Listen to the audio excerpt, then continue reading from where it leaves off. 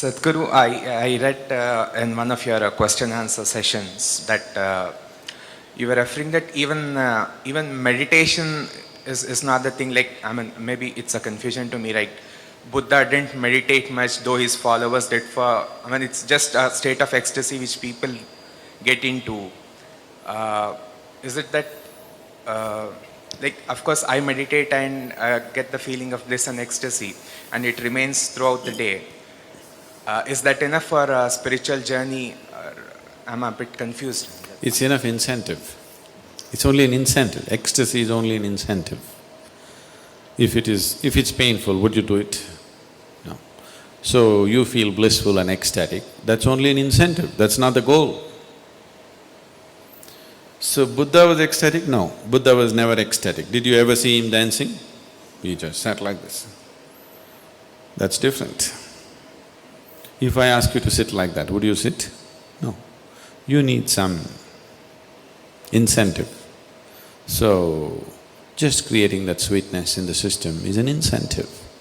And above all, if you are feeling ecstatic within yourself, you become a better human being, isn't it? Aren't you? When you're very happy, aren't you a wonderful human being?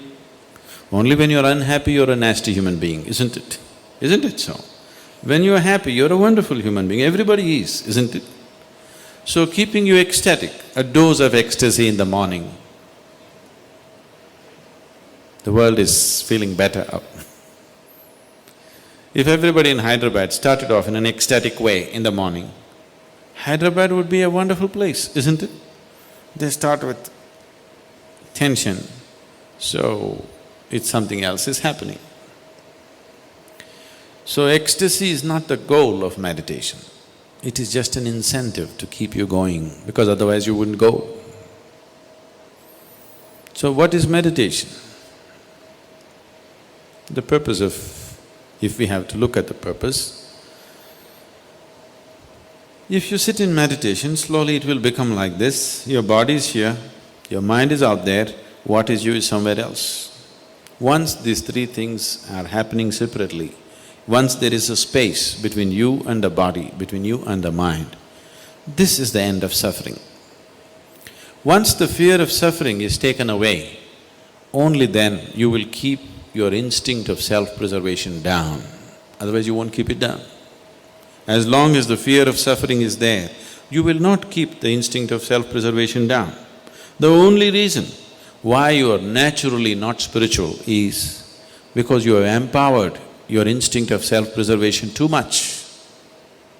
All the time it is trying to make you like a bubble in the world, separate bubble, not willing to mix with anything. So unless you keep your instinct of self-preservation down, you will not become spiritual in any way. You will not know life as one happening. You will always be an individual, trapped. Have you noticed even in your general life, when you're very happy, you keep your guards down? Isn't it so? When you're unhappy, fully shielded. When you're happy, little down, isn't it? When you're very happy, it's all down. Have you noticed this? So this is the reason why you're willing to be happy only among certain people. Because you don't know how to be just happy and still know where to stop life when it has to be stopped. You're willing to be happy only with 5 people in your life because you think that is the only safe atmosphere where you can be happy, because you have always understood happiness as a certain vulnerability. See, just say you walk on the street and you smile at anybody, they look like this. Why? What's their problem smiling back at you? What are they going to lose? They think if I smile, he may exploit me. How will he exploit you? If he comes to pick your pocket, you can stop him. If he smiles, even a pickpocket smiles at you, why can't you smile at him? What is the problem? Just try today and see, just go out and smile.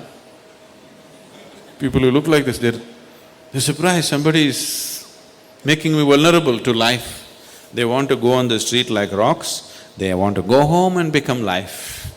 Doesn't work. After some time you become a rock there also. If you want to be life, you must practice it everywhere, isn't it? So, Meditation gives you that space between you and your body, between you and your mind. Whatever suffering human beings have known, it has either entered them through the body or through the mind. Do you know any other kind of suffering? There are only two kinds of suffering, isn't it? Once you have a distance from these two things, this is the end of suffering.